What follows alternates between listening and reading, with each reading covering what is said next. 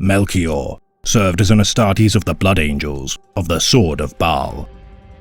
Armed with the cleansing fire of his flamer, Melchior would burn a righteous path through the hordes of Genestealer cultists and Tyranid Xenos. Injured during his battle within the tunnels of Naiades' hive, Melchior would sacrifice his arm by detonating his weapon to destroy his enemies.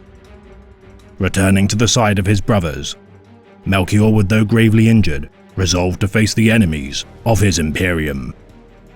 Reuniting with his captain and facing the last defiant stand of the Genestealer cult, Melchior would face the Patriarch of the Tyranids alongside his brethren. Defiant to the end, Melchior would perish at the hands of the Patriarch. His duty to his brothers, captain, and chapter fulfilled.